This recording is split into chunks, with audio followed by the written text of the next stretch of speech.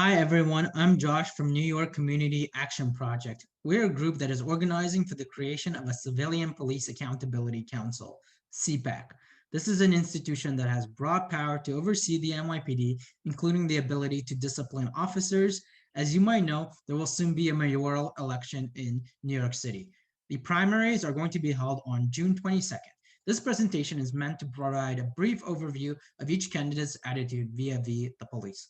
The most progressive attitude towards regarding policing amongst the candidates is held by Dianne Morales. Morales is a former school teacher and an executive of a nonprofit. Morales has promised to relocate $3 billion from the police budget to other social services. She has promised to eliminate pre-trial detention. She has indicated that she is interested in expanding the power of the CCRB and empowering it to discipline police. This suggests that she might be open to CPAC. Other policies that she supports include removing police from social services, including school safety and traffic enforcement, creating a separate first responders unit for mental health calls, banning the NYPD gang database, decriminalizing drug use, decriminalizing sex work, reducing the DA budget, and ending the practice of asset forfeiture, closing down Rikers, and refusing to construct new jails, and finally allowing victims of violence to use social services without having to file a police report first. Another candidate that has been critical of the police is Scott Stringer. Stringer is New York City Comptroller. Previously, he was Manhattan Borough President and New York State Assembly Representative. NYCAP wants to highlight that Stringer has been recently accused of committing sexual assault during his 2001 campaign to be public advocate. We are here to discuss ideas that Stringer's campaign has brought up for police reform. This is in no way an endorsement of his campaign. We stand with the survivor that has come forward. Stringer wants to end the practice of deploying militarized police at protests. He also supports strengthening the CCRB.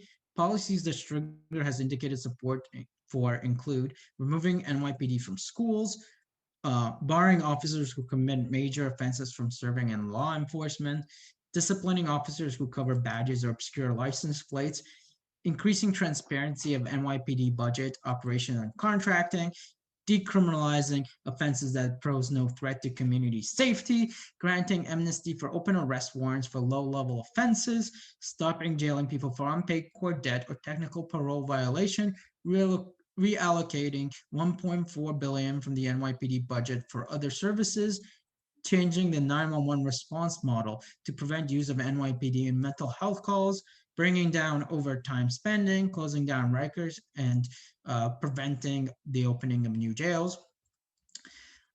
Maya Wiley chaired the CCRB from 2016 to 2017. She supports reallocating $18 million from the police and also ending NYPD response to mental health calls. She wishes to increase accountability by appointing a good police commissioner and by creating a commission on public safety oversight and accountability.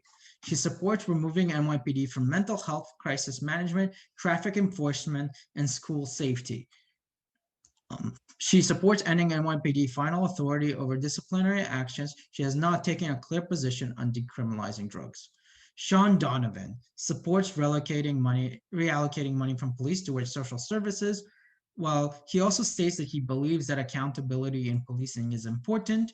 His solution requires trusting the very institution that creates the problems. He believes that accountability will be achieved through appointing a good police commissioner and through building good leadership within the police department. This approach to accountability is the exact opposite of a CPAC, which puts power directly into the hands of communities by being police rather than trusting police to regulate themselves. Andrew Yang supports the decriminalization of certain drugs and a moderate reduction of 10% in the police budget. He believes in rebuilding trust between the NYPD and the community. His solution is to appoint a new police commissioner and to create the position of deputy mayor for public and community safety. Yang called for increased funding for the NYPD Asian Hate Crime Task Force, despite the NYPD being a major source of racist violence. He wishes to launch a new plainclothes police unit, similar to the anti-crime unit that was disbanded last year because of a history of excessive force.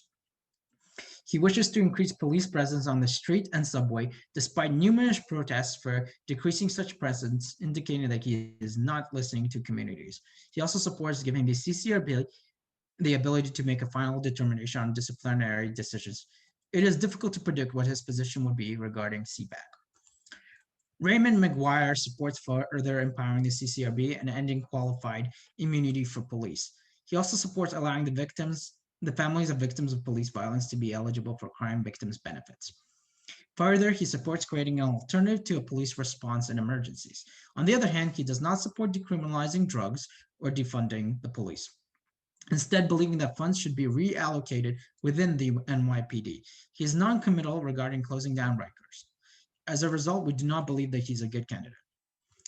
KATHRYN GARCIA believes in restoring trust in the police through increasing recruitment age and improving training. She does not support ending police response to mental health calls and instead wants social workers to be embedded within the NYPD. She does not support decriminalizing drugs other than marijuana, which is already legal. She supports closing Rikers, but is for opening new jails. Finally, Eric Adams is a law and order candidate that believes in restoring community trust in the NYPD. He does not support the elimination of the Special Narcotics Prosecutor's Office. He is against decriminalizing drugs or defunding the police. He does not support ending the NYPD response to mental health calls. He supports closing Rikers, but he's also for opening new jails. He believes that increasing diversity and transparency of the NYPD is the key to reform.